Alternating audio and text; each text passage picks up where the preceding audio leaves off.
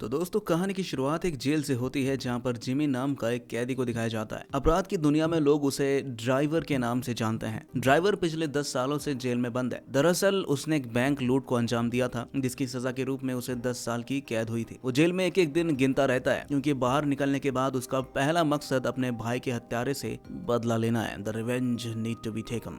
आज उसकी सजा पूरी हो चुकी है। जेल का वार्डन उसे समझाता है कि देख भाई कि ऐसा वैसा काम मत कर देना फिर से कि तुझे यहाँ फिर से आना पड़े। देख यार तूने पहली अपनी जिंदगी के 10 साल बर्बाद कर दिए हैं। मैं नहीं चाहता कि तू फिर यहाँ पर सड़े। लेकिन ड्राइवर पर उसकी बातों का कोई असर नहीं होता। उसको तो रिवेंज लेना ही था। जेल से निकलने के बाद वो सीधा गैरेज में जाता है जहाँ किसी ने उसके लिए शेवलेट की कार छोड़ रखी थी। जल्दी उसे कार मिल जाती है और उसमें गन भी थी। साथ ही उस व्यक्ति का नाम भी लिखा होता है जो उन लोगों के साथ शामिल था। उन्होंने उसके भाई को मार दिया था। अब ड्राइवर बिना समय गवाए उस ऑफिस में पहुंच जाता है जहाँ वो आदमी मौजूद था। वो उसे देखते ही गोली मार देता है। वहाँ चारों तरफ अफरा तफरी मच जाती है लेकिन ड्राइवर आसानी से सबके सामने से निकल जाता है भूत की तरह। इसके बाद वो गाड़ी से उस व्यक्ति के पास पहुंचता है जिसने गैरेज में उसके लिए गाड़ी, गन और नाम छोड़ा था। अब ड्राइवर उसे ढेर सारे पैसे देता है और कहता है देख मुझे बाकी लोगों के नाम भी चाहिए। वो आदमी पूछता है तुम्हारे पास इतने सारे पैसे कहाँ से आए? ड्राइवर बोलता है देख यार इससे तुझे कोई मतलब नहीं होनी चाहिए, तू अपना काम निपटा। वो आदमी थोड़ी देर सोचता है और फिर कहता है अच्छा ठीक है, मुझे और पैसे चाहिए फिर ही मैं कर पाऊंगा क्योंकि इन नामों को निकालने के लिए मेरी फटने वाली है। ड्राइवर उसे साफ साफ कह देता है देख भाई मेरे पास पैसे नहीं है और मैं बिना नाम लिए तो यहाँ से जाऊंगा नहीं, तो तू समझ जा। वो आदमी समझ जाता है कि ड्राइवर बिना नाम लिए जाने वाला नहीं है, चाहे उसे मारना ही क्यों ना पड़े।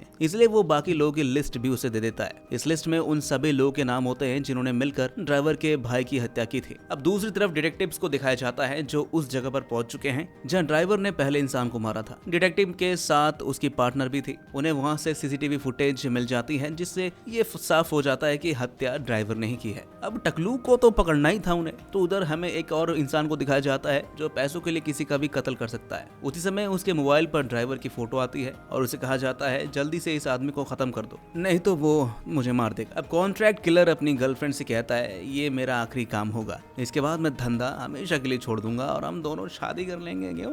इसके बाद किलर ड्राइवर को मारने के लिए निकल पड़ता है। दूसरी ओर ड्राइवर अपने अगले शिकार के घर के बाहर पहुंच चुका था। अब इसी दौरान किलर को भी इस बात की खबर मिल जाती है और वो भी उसी दिशा में निकल पड़ता है। ड्राइवर घर के अंदर जाता है जहाँ एक बूढ़ा आदमी रहता है। वो उस बुढ़ाऊ को गोली मार देता है और जैसे ही वहाँ से बाहर निकलने लगता है तभी किलर पीछे से आता है। किलर ड्राइवर को गोली मारने ही वाला होता है कि अचानक से एक लड़की सामने आ जाती है। वो किलर के हाथ में गन देखकर चौंक जाती है। ड्राइवर पीछे मुड़कर देखता है तो किलर उसके सामने खड़ा होता है जिसके हाथ में गन थी। ड्राइवर को डर होता है कि कहीं गोली उस लड़की को ना लग जाए, इसलिए वो किलर की तरफ लगातार गोलियां चलाता रहता है और वहां से भाग निकलता है। हालांकि किलर अभी भी जिंदा है लेकिन वो अब किसी भी कीमत पर ड्राइवर को मारना चाहता है क्योंकि उसने ड्राइवर को खत्म करने का कॉन्ट्रैक्ट जो लिया था। उधर डिटेक्टिव्स उस आदमी के घर पहुंच जाते हैं जिसे ड्राइवर ने अपना दूसरा शिकार बनाया था। वहां उन्हें कुछ टेप्स मिलते हैं जिनमें ये रिकॉर्ड होता है कि ड्राइवर के भाई को किस तरह मारा गया था। इन्हीं टेप से पता चलता है कि ड्राइवर के सिर पर भी गोली मारी गई थी लेकिन टकला बहुत तेज था, छू कर निकल गई गोली। डॉक्टर ने उसका ऑपरेशन करके उसके सिर में जहां गोली लगी थी एक मेटल प्लेट लगा दी थी। इसके अलावा इन टेप्स में दूसरे अपराधियों के चेहरे भी नजर आते हैं जिन्होंने मिलकर ड्राइवर और उसके भाई को मारने की साजिश रची थी। लेकिन जिस इंसान ने ड्राइवर के सिर पर गोली मारी थी उसका चेहरा इनमें नहीं दिखता। ड्राइवर को अपनी गर्लफ्रेंड के घर दिखाया जाता है। जब वो उसे देखती है तो बहुत ही गुस्सा हो जाती है और कहती है तुम जेल चले गए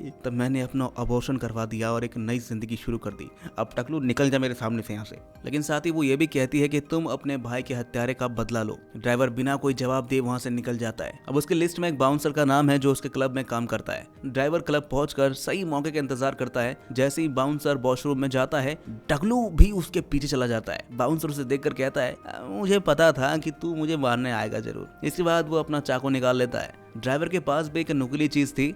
दोनों के बीच खतरनाक लड़ाई होती है। अब आखिरकार ड्राइवर उस बाउंसर को बुरी तरह पीट देता है और वहां से निकल जाता है। हालांकि बाउंसर की किस्मत अच्छी थी, वो मरता नहीं बच जाता है और उसे हॉस्पिटल में भर्ती करवा दिया जाता है। अब ये खबर डिटेक्टिव को मिल जाती है। उसे पता होता है कि ड्राइवर अब दोबारा उसे मारने के लिए हॉस्पिटल जाएगा। उधर किलर को भी इस बारे में पता चल जाता है, इसलिए वो भी हॉस्पिटल की ओर निकल पड़ता है। डिटेक्टिव पहले से ही हॉस्पिटल में होता है। इसी बीच ड्राइवर बहुत ही चालाकी से ऑपरेशन थिएटर में घुस जाता है जहाँ बाउंसर का ऑपरेशन हो रहा था। ड्राइवर वहाँ पहुंचकर उसे गोली मार देता है और खत्म कर देता है। गोली की आवाज सुनकर डिटेक्टिव भी उस तरफ भागता है और ड्राइवर पर गोलियां चलाने लगता है। लेकिन अपना टकलू भी बहुत ही बहादुर था। वो जवाबी फायर करता है और डिटेक्टिव को गन पॉइंट पर ले लेता है। डिटेक्टिव को लगता है कि अब उसका अंत हो चुका है, लेकिन ड्राइवर उसे मारता नहीं। ड्राइवर कहता है मैं सिर्फ उन्हीं लोगों को मारूंगा जिन्होंने मेरे भाई की हत्या की थी, किसी निर्दोष को नहीं। इसके बाद वो वहां से भाग निकलता है। टकलू भाग भाई, तू भागता ही रहे खाली। लेकिन अब किलर उसका पीछा कर रहा होता है। किलर ड्राइवर पर गोली चलाता है जो उसकी गर्दन को छूकर निकल जाती है। इसके बाद ड्राइवर बड़ी चालाकी से किलर की गाड़ी का टायर पंचर कर देता है ताकि वो उसका पीछा न कर सके। अब टकलू सीधा अपने घर पहुंचता है क्योंकि वो अपने पिता को भी मारना चाहता था। दरअसल जब उसके पिता को पता चला कि दोनों भाइयों ने बैंक लूटी है तो उन्होंने उनसे पैसे मांगे। जब दोनों भाइयों ने पैसे देने से इनकार कर दिया तो उनके पिता ने दूसरी गैंग को इस बारे में बता दिया। यही वजह थी कि गैंग ने ड्राइवर के घर पर हमला करवा दिया और उसके भाई को मार डाला। हालांकि ड्राइवर की किस्मत अच्छी थी कि वो बच गया, लेकिन असल में वो उसके सगे पिता नहीं थे। ड्राइवर और उसके भाई के पिता अलग अलग थे। ड्राइवर के पिता उसे हमेशा नफरत की नजरों से देखते थे। ड्राइवर जैसे ही अपने घर पहुंचता है उसकी माँ उसे बताती है जिन्हें मारने के लिए तुम यहाँ पर आए हो वो 4 साल पहले ही ऊपर जाके भटक रहे होंगे। उन्हें कभी भी दूसरे गैंग को खबर नहीं दी थी। ड्राइवर ये सुनकर हैरान रह जाता है। उसकी माँ बताती है दरअसल तुम्हारे भाई की गर्लफ्रेंड ने ही गैंग को इन्फॉर्म किया था। ड्राइवर अपने माँ से कहता है मुझे अपना भाई बहुत याद आता है, वो इस घर में अकेला था जो मुझसे बहुत प्यार करता था। उसकी माँ कहती है अगर वो तुमसे इतना प्यार करता था तो उसने तुम्हें गलत काम में क्यों धकेला। ड्राइवर जवाब देता है मैं बहुत ही अच्छी ड्राइविंग करता था इसलिए उसे मेरी मदद की जरूरत थी। वो चाहता था कि मैं उसके लिए ड्राइव करूं जिससे उसके सारे कर्ज खत्म हो जाए। इसके बाद ड्राइवर वहां से चला जाता है। अब उसकी अगली लिस्ट में एक धर्म प्रचारक है जो ईसाई धर्म का प्रचार करता है। ड्राइवर उस जगह पहुंच जाता है जहाँ वो स्पीच दे रहा होता है। जैसे ही प्रचारक ड्राइवर को देखता है वो घबरा जाता है। ड्राइवर उसे अपने साथ बाहर ले जाता है। वो कहता है मैंने तुम्हारे भाई को मारने की कोई योजना नहीं बनाई थी, मैं तो बस पहरा दे रहा था कि अगर पुलिस आए तो मैं अपने साथियों को सतर्क कर सकूं। वो आगे बताता है जब मुझे पता चला कि वो तुम्हारे भाई को मारने वाले हैं तो मैंने चिल्लाकर उन्हें रोकने की कोशिश की, लेकिन किसी ने मेरी बात नहीं सुनी। फिर वो कहता है मुझे पता है कि तुम मुझे मारने के लिए आए हो, लेकिन इसमें मेरी कोई गलती नहीं थी, फिर भी मैं तुमसे माफी मांगता हूँ। वो आंखें बंद कर लेता है और मरने के लिए तैयार हो जाता है। ड्राइवर उस पर गन तो तानता है लेकिन उसे पता है कि वो अब बदल चुका है। उसे अपनी गलती का एहसास होता है और वो उसका पश्चाताप कर रहा था, इसलिए ड्राइवर उसे बिना मारे वहां से चला जाता है। ड्राइवर के दिमाग में धर्म प्रचारक की बातें गूंज रही होती है, बदले से तुम्हें कुछ नहीं मिलने वाला। ड्राइवर सोचने लगता है कि उसे अपने बदले की आग को छोड़ देनी चाहिए। वो चर्च के अंदर जाकर बैठता है, तभी किलर वहां पर पहुंच जाता है और उसके सिर पर गन तान देता है। चर्च के बाहर डिटेक्टिव को दिखाया जाता है जो अपनी पार्टनर को कॉल कर रहा था। वो कहता है कि मुझे दोनों मिल चुके हैं, ड्राइवर और किलर दोनों। मैं अंदर जाकर दोनों को गिरफ्तार करने वाला हूँ। उसकी पार्टनर उसे चेतावनी देती है तुम अंदर मत जाओ, ये खतरनाक हो सकता है, मैं जल्दी पहुंच रही हूँ। लेकिन डिटेक्टिव ये मौका गंवाना नहीं चाहता था और चर्च के अंदर जाने लगता है। चर्च के अंदर किलर ड्राइवर के सिर पर गन ताने खड़ा होता है। वो कहता है कि तुझे बहुत मौके मिले थे मुझे निपटाने के, लेकिन तूने कभी मारा नहीं मुझे, इसलिए मेरा दिल गवाही नहीं दे रहा है कि तेरे पे निहत्ते गोली चलाऊं। गन उठा ले अपनी, इसके बाद हम एक दूसरे को मारने की कोशिश करेंगे। जो मारा जाएगा वो हार जाएगा और जिसने मारा वो जीत जाएगा। ड्राइवर कहता है